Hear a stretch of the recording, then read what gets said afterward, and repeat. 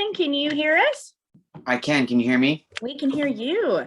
Thank you for joining us.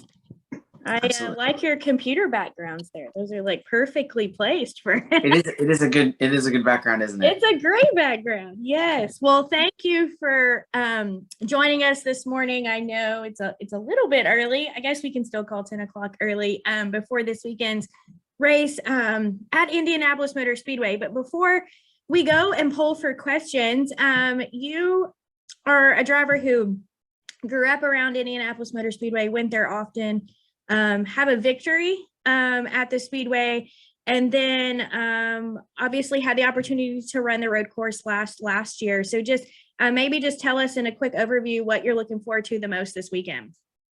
Well, you're exactly right. I grew up just about 2.5 hours, I guess, west of Indianapolis Motor Speedway, and growing up, going there and I think the first 3-4 years of the Brickyard 400, we went, countless times going over for the Indianapolis 500, being a fan, being a spectator, and just enjoying it, taking it all in.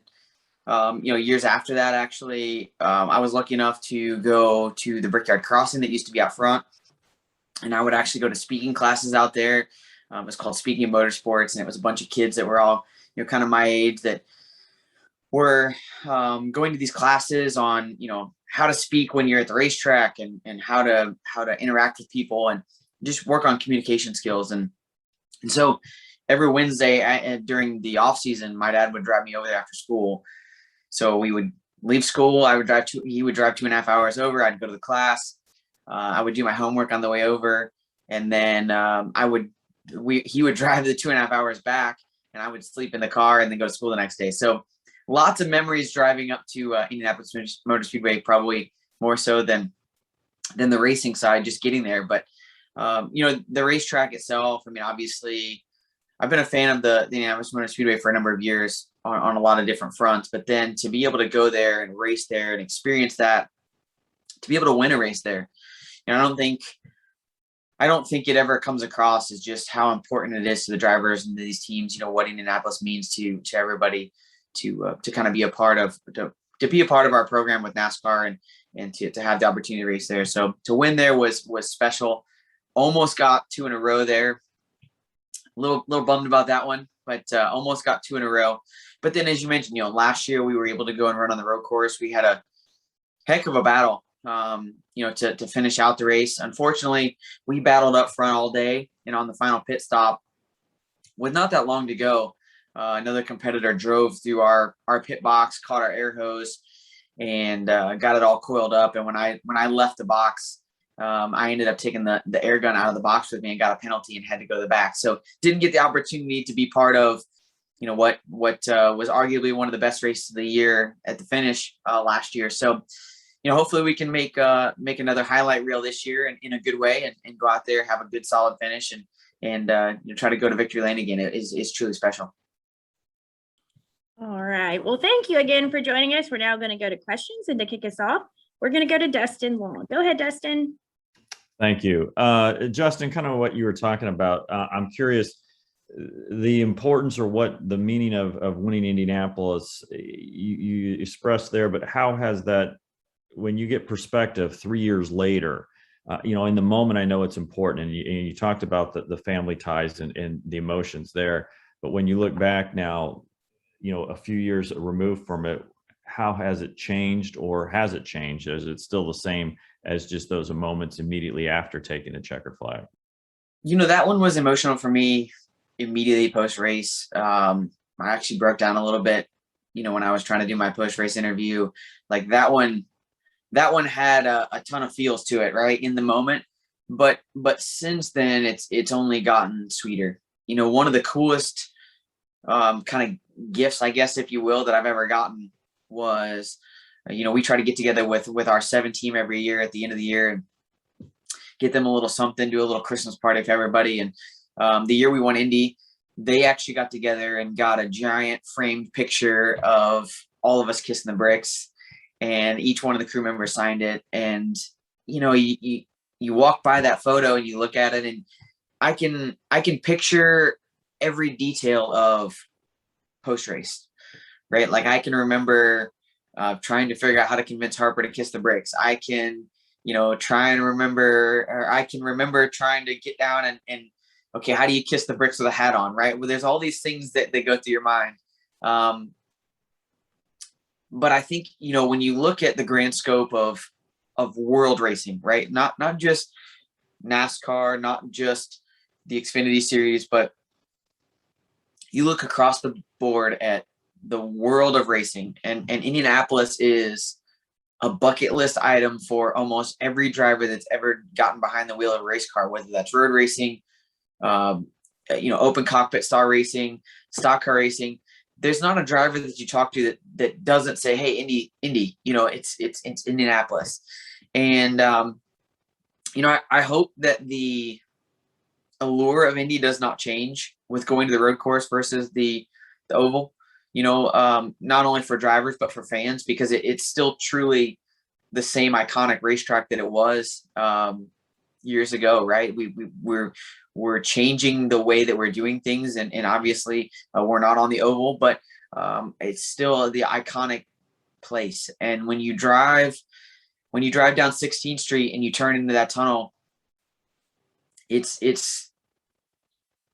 still the same place, right? The building hasn't, or the buildings and the grounds haven't changed. So I hope people don't diminish the fact of this weekend, even though it is different than what it would normally be on the oval for the Cup guys, especially. I hope people don't diminish the fact of this weekend. So for a guy who winning was so important, it meant so much at Indianapolis, to win on a road course, an inaugural event, to win on the same course that a Michael Schumacher had won on and Lewis Hamilton has won on. I'm guessing that's probably the only track that where you've won, you can actually say that shortly after winning, one of your concerns was, how do I kiss the bricks and with my hat on? Really? Yeah, I know that sounds kind of crazy. I actually, though, I will say I did make a big mistake post race, and that was in my burnout celebrations. I did go over the bricks, and what's really interesting about it is I didn't even know I went over the bricks because of the way the front straightaway is shaped and kind of where I was at, where I thought I was at with the smoke that was going on. I actually didn't even realize that I went over the bricks, and to be honest with you, I would have never have gone over the bricks. It's not something that I would have done or would have liked to have done. It just happened in the moment, and I didn't even realize it. I will tell you though, you will get death threats if you do a burnout over the bricks. That is a real thing. So if I think I have a lot of respect and passion for Indianapolis Motor Speedway, there are people that have more passion for the racetrack than I do. I can promise you. But if I'm lucky enough to win again this year at the road course, there will not be a burnout over the bricks. I can assure you of that. One other thing I want to ask you is, as somebody who has been very experienced and been in racing for a long time, look, when you started, there wasn't things like social media. So that has changed how everybody does things. And that's something a younger generation does a lot more. And I mention that just as an example. So as a more veteran driver, and you're in a series where it's more and more younger drivers coming in, how they do things change how you have to do things. I'm sure as a veteran, there are some things you're trying to tell them, but when there's, over a 2-3 year period, it's 6 to 8, 10 new drivers coming in and they're all doing it one way, you can't change everybody, and either you have to adopt or you're going to fall behind. So how have the young drivers maybe in a way changed how you have to do things these last few years? Yeah, I think it's interesting. I look at it kind of when I came into the sport and into the Xfinity Series, and I look at the drivers that were in the races, and I look at, majority of them were Cup guys. They were, battling for wins on Sundays and still racing on Saturdays. And I've said the stat before, but I think 26 out of the 53 cars that attempted Charlotte were all full-time Cup guys, the first race that I attempted to run. And it's interesting because, and I've had this conversation with quite a few young drivers, that the pressure is now on to be competitive day one, right? When you come into the sport, you should be winning races and you should be going for championships. And that's just, in my opinion, that's just truly not the case. You know, the challenge becomes that, you know, drivers are getting opportunities earlier and earlier. And so, you know, you're trying to make the most of it. And now, you know, you've got some people that come in and they're in the sport before they're 18 and they're running part-time. I think even if you go all the way down to ARCA, I think you can, is it 14 or 15 for some of the short tracks? I'm not Yeah. sure. I'm not sure what the number is exactly, but I know it's extremely young. And that's a lot of pressure for these younger drivers to come in and just fire off out of the gate strong. And then you add in the current climate where, you know, we get no practice, no qualifying, and you're taking the green flag. You know, I think that the stress level is really, really high. And I think that a lot of these younger drivers have put themselves in some tight positions, right? Because they're trying to make the most of their opportunity. And I understand that completely, but I also feel like the drivers that are able to go out there and put themselves in good positions and work on honing their skills and getting themselves better and better, you know, those are the ones that ultimately I feel like end up having more longevity in the sport and creating the biggest wave. You know, maybe not right away, but you know, over time have done that. I mean, if you look at Kyle Larson, Kyle didn't come out of the box winning Xfinity Series races. He just didn't. Obviously, he's a generational talent. He's somebody that is extremely talented behind the wheel of any race car. Doesn't matter what you're looking at. But even a guy like that came in and had to have that acclimation period and that learning period. And I think that a lot of our younger drivers should probably look at that. Now, granted, like social media, they absolutely kill me on social media. No question about it. I wish I was good at it. I look at a lot of social media. I don't post a whole lot of social media, only for the simple fact that I'm not good at it, right? I'm not as experienced. I'm not as good at it. I have a great following and I love interacting with fans and being a part of it. But, you know, sometimes I tend to put my phone down and get stuff done in the moment than posting about it. And I'm not sure that's always the right way to do it, but that's just kind of how I've always done it. And I know that there's some of the older drivers that have adapted, you know, and there's some people that have hired people to do their social media because they know they're just bad at it. And you know, they know that they need it and they need that they need that part of it for their sponsors and for their team. So they just hire somebody to do it. I can't do that. I've always felt like for me, social media has been, you know, me personally and making sure that, you know, if somebody's interacting with fans, it needs to be me. Thank you. You're welcome. All right. Our next question is going to come from Kyle Dalton. Go ahead, Kyle. Good morning, Justin. So you just talked about it. You've had considerable success in the Xfinity Series through the years. And if my math is correct, I have you at your first victory at the age of 24. So I'm just curious your thoughts and maybe the vibe in the garage of what other drivers think when you see what Ty Gibbs has accomplished in his first season at just 18 years old. Oh, it's incredible. You know, Ty's done a great job and he's come in and he's executed well.